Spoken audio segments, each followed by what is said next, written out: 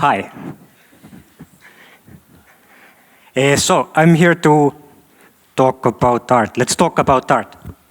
Wait, I need to find the button.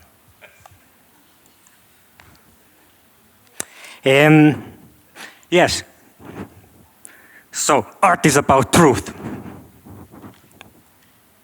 So this means we need to start at the smallest,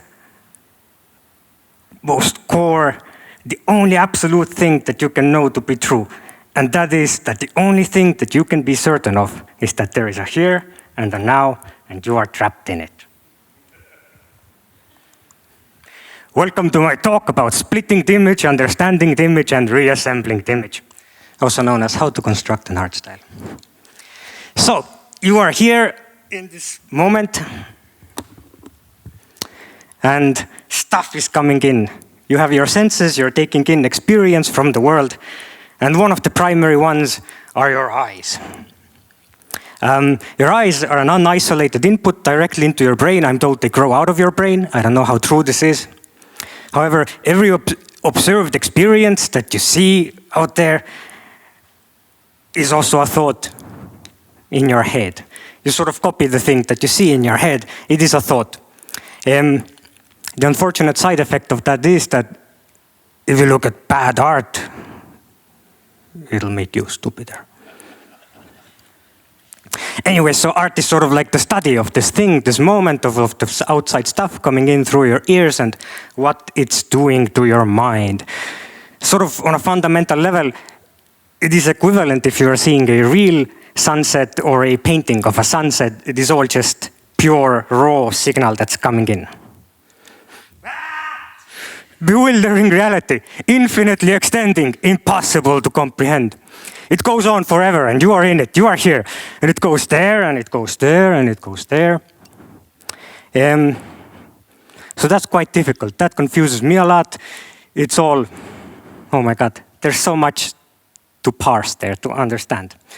But then we do the magic trick, we put a frame around it and you externalize yourself from it. You can see it without sort of being surrounded in it. And also a magical thing has happened. You can see all of it at once. It becomes comprehensible. You can understand it. You can sort of have all of it at once. And in your mind, you can sort of like think about it finally. So art is a little bit about that. It's about chilling out in that mental space where that happens, the framing of the image. Right. Distance from the real. It is a novel sense experience for the mind. It is also a delight. It is like so. You see this signal that is coming of the real world, cars that are trying to kind of run you over, but then politely honk the horn at you. Other humans, I don't know, are they friends, are they enemies? There's this constant sense. Well, I'm not paranoid, but it's dangerous out here, this reality. It's trying to get to you in some way. You need to constantly go out to find the food and oh my God, the shelter and oh fuck, you need to pay the rent. It's horrible. So the standard signal is kind of like, I mean, sure, there's beauty, there's a sunset and your mother's face and beautiful things, your friends. But, you know, it's nice to get away from it. So this is the distance, this visual distance from the real. Finally, you're not looking at that. Then this distance from the real. Why is it different from the real? What's going on there? This is some kind of a space, sort of if you mentally imagine that there's this real and that's different on the artwork or whatever, and there's the space in between. Well, this is a place where you can put stuff into. You can put meaning into, if that's what you're into. Or you can, you know, fuck around in it if you're like a playful kind of person. And this is, well, for me, maybe the most interesting and exciting part about art. Another interesting aspect of it is that visual distance from the real also makes it possible for you to look at not nice things, gruesome things. Imagine if this was actually sort of hyper real and bloody and gruesome. Ugh, it would be disgusting. But look, it's kind of nice on a blue background, which has been color harmonized with the kind of red that's kind of shiny, kind of like. But then interesting sense experiences happening out of the like truncated arms, like these sticks come out, which like are supremely uncomfortable and like vaguely disgusting. But also like they kind of like, it's a continuation of an arm that's going out, but it's not an arm. It's like it's been skewered, but it's also not exactly. It's in this 5-star shape, and oh my God, what's happening here? So all of this is kind of interesting, and it captures your eye, and you can look at it, and it's tickling your brain. It's not trying to kill me. Okay, moving on. So another big thing is that we use language to understand and operate concepts. Yes, all this confusing thing that's happening in the external world, events or you try to describe phenomena, you need words to sort of be able to do it, to be able to rotate it around, to be able to rotate the wireframe of reality in your mind. So you can look at it from various angles, you have language for it. And if you can name a thing, then it becomes touchable with your mind. So for instance, seeing this picture and seeing this word next to each other, there's a clear association of what it is. And now that you have seen it, and now that you sort of understand it, form, this sort of like shape that protrudes or comes out to you, well, it is now a tool in your brain. You can now use this tool to understand things about the external world and whether it's trying to kill you or not. So basically, each concept is a tool to isolate and understand an aspect of the incoming image that we are constantly and always being subjected to. Well, there was form, but then these concepts, they go on and they build upon it, and they have sub-concepts inside themselves. For instance, architectonic form. It is a type of form, but it is not all forms.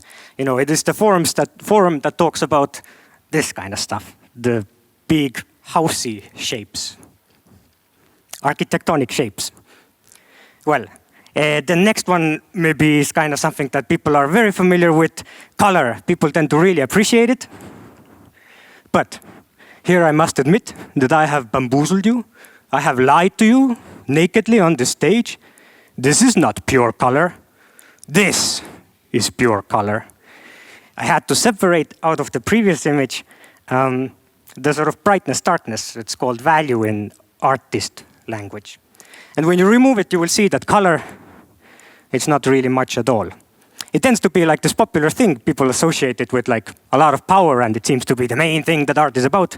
And I like fucking around in it. But by itself, it doesn't contain much information. It's not super useful. Anyway, going on. Texture, another one of these concepts that we can use to sort of describe an aspect of the image. This has sort of it's sort of connected to the other senses. You can, from the texture, you can kind of imagine what it might be like to touch it. Sort of like the texture of the sense of touch is the same kind of texture that is the texture of the sense of sight. They are related. You can associate it with them. As an artist, if you're using texture, you can do all sorts of wacky things with the minds of people. For instance, structure, another one of those wonderful concepts that you can use to understand the image. The sort of like inner, what is it? Inner structure. Well, you see the picture, you see the word, I'm sure you get it. Let's move on. Okay, so, but now we can sort of elevate up. Before these concepts, the ones that I sort of exemplified here, they were things about sort of the surface or the thing or the object itself, but now there's also concepts that sort of rise out of them that maybe more describe what does it do to you or this effect. Well, anyway, grotesquerie. It's like it describes. I guess it describes the shapes here, but also beauty is one of those things. It doesn't describe anything specific about this image, but something about the harmonies in the shapes and the stuff here communicates beauty. And now it's kind of harder to pinpoint down, but still, it's a useful concept. When you say beauty to other people, they tend to understand what you mean, and oftentimes they will agree with you. And if they don't, well, you can get into a fight. But then there's also even like weirder, higher, more faraway concepts, cultural ideas, and all sorts of things that, I don't know, literary guys or writers or historians or Japanese warriors have come up with, such as Bushido, for instance. This is Yukio Mishima doing a photo reproduction of a Renaissance era painting. I don't know if you know who this guy is. He was kind of wild. He really believed in the Bushido and committed seppuku in like a public square or something in Japan. He's a cool guy, check him out. Okay, so concepts, cool things, but I'm here to talk about the image. Okay, part 2, parsing the image. So we get this image, it is coming in through our eyes. We need to constantly be analyzing it. We need to constantly be understanding it. Oh my God, how do you do that? Well, let's start by reasoning from first principles.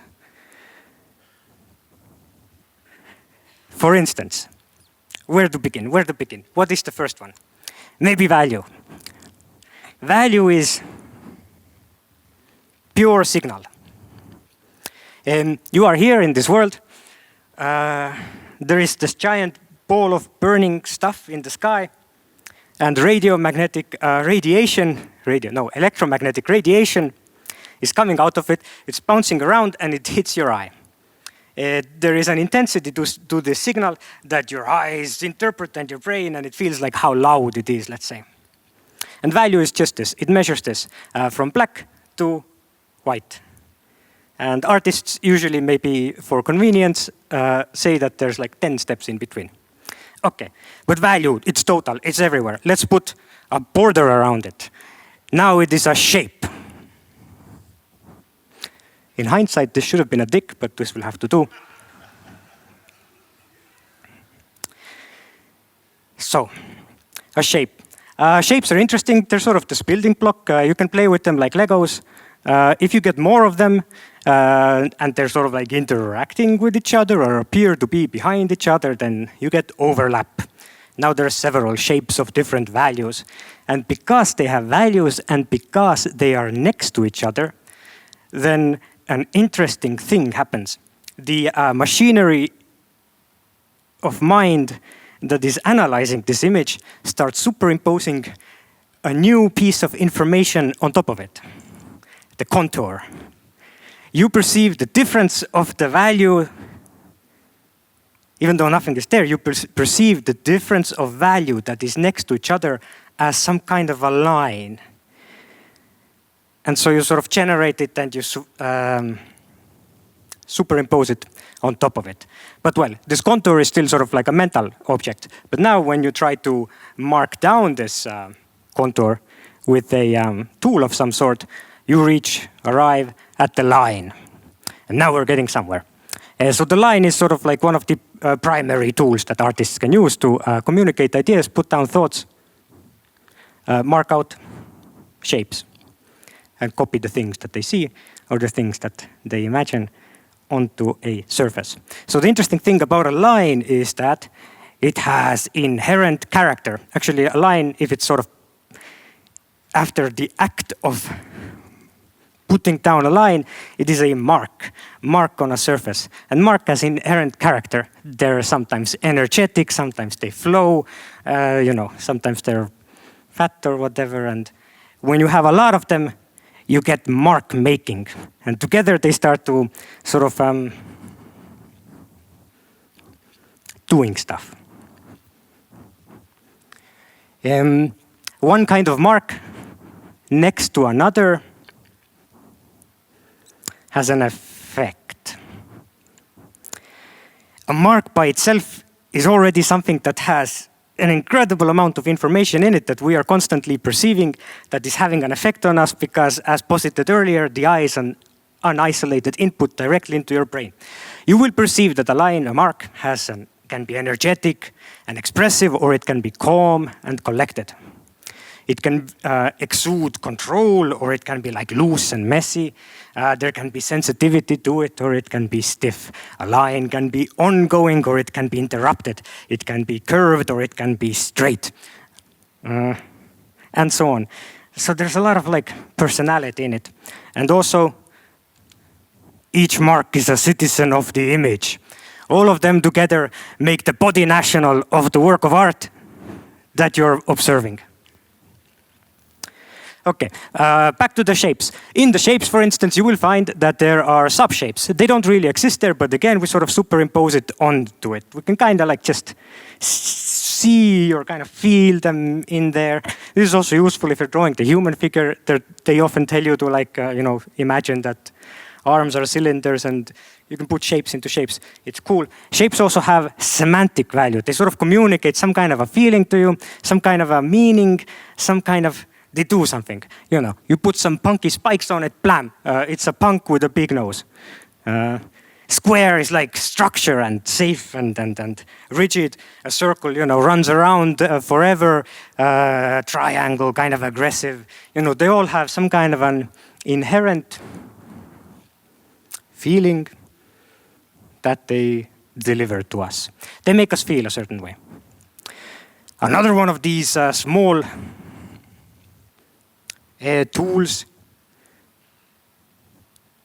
that you have with the shapes is the lost edge.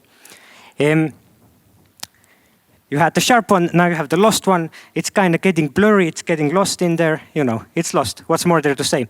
Well, if there's many of them, you can arrange them into edge hierarchies. And you can make an entire image out of only this, and you can make, and you can make an entire art style out of only this. So the thing with these things that I've been showing is that they're all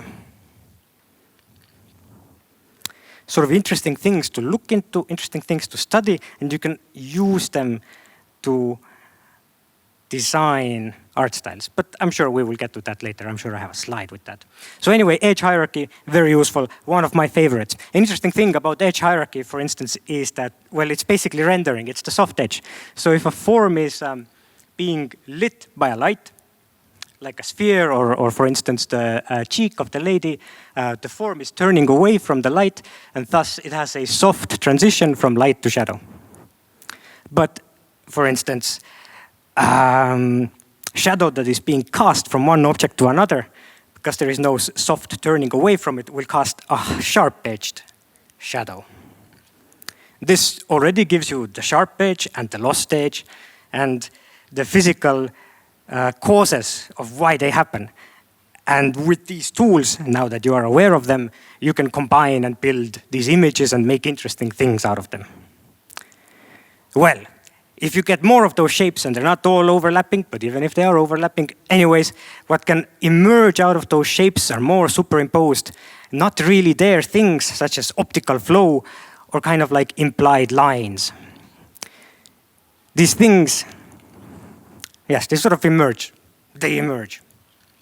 Like some sort of a swamp monster out of a swamp, I guess.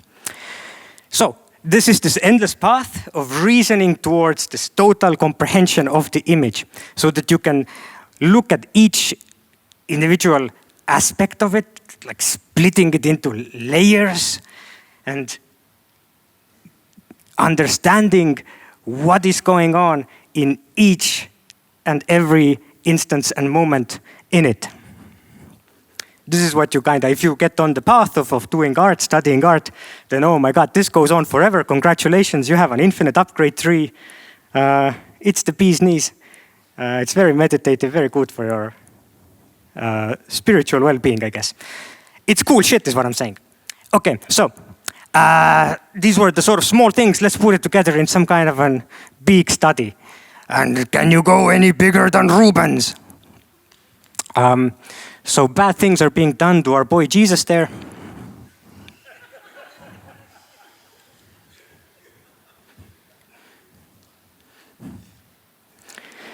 I haven't marked out all of them, but here's some shapes. There's the shape of the cross, very iconic. They made an entire logo out of it. There's people there. But also, for instance, the shapes, they form like the groups of the shapes. The shapes, they group together, they form mega shapes, such as the green one on the left of the sad ladies. But also, you will see that I have kind of marked on the top left, lost stage. I'm gonna click black. You can see the guys sitting on the trees and the shade of the sort of rocks and the stuff and the two guys with the robes, they kind of melt into the background. That is a lost edge, here represented by a gradient. Okay, but next also, the implied shapes and sort of the semantic shapes that are not there in any sort of physical reality, but we sort of sense them, we see them, we construct them ourselves in our mind using the transcendental lens of understanding that exists in our brain since birth. For instance, the harsh triangle of violent men. Over top there, you can also see there's the spiky bits, the spears, which just add more aggression. And on the left side, there's the soft rising curve that's implied by the arrangement of the shapes that the women and the robed people and the angels and stuff are in. And the dog, must not forget the dog. And so together, they sort of make this image interesting because on one side, there is this sort of smooth flowing motion. And on the other side, there's aggression and violence. And in the middle, our sad boy. Okay, another thing that's happening on top of it, there's so much that's happening on this image, oh my God. Sightlines. We have eyes, as mentioned before. Other people also have eyes.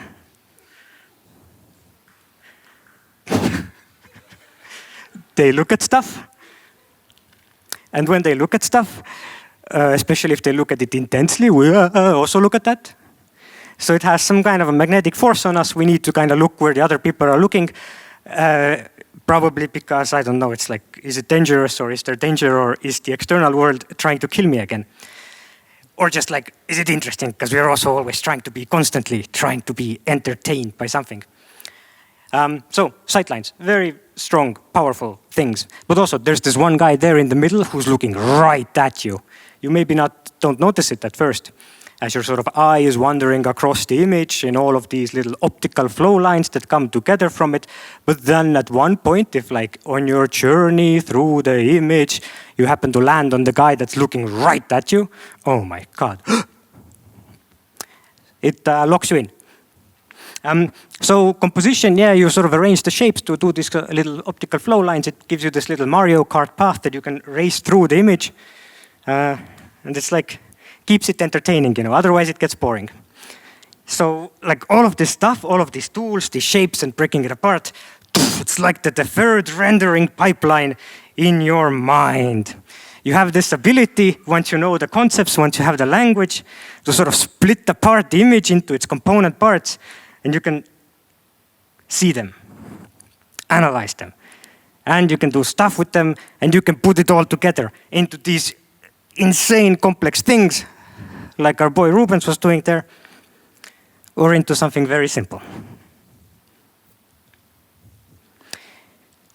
Okay. We have taken it all apart. It's time to put it all back together.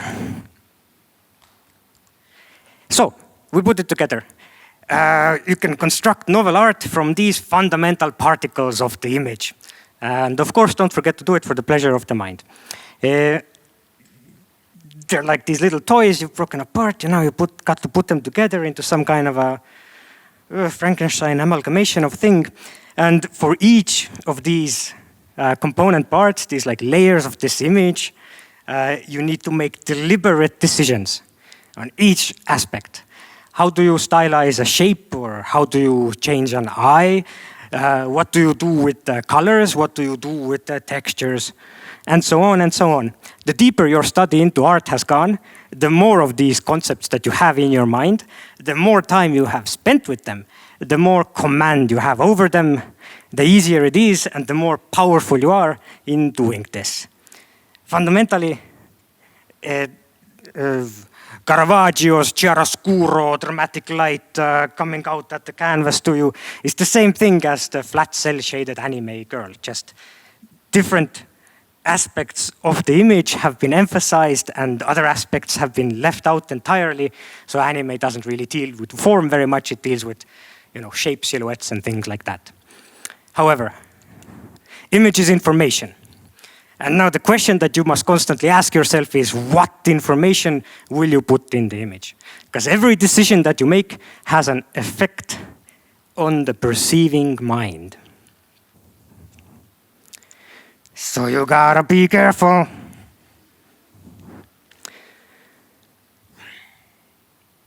Well, this is a classic example. You can stylize whatever, you get it. So, how to construct an art style? You must understand the image and you must achieve command over the image. You have split it apart, you can see into it, you can put it back together. Let's look at some cool images. These are cool. They came randomly from my pictures folder. So, okay, on the top left, lots of noise, lots of action, brush stuff is happening on it.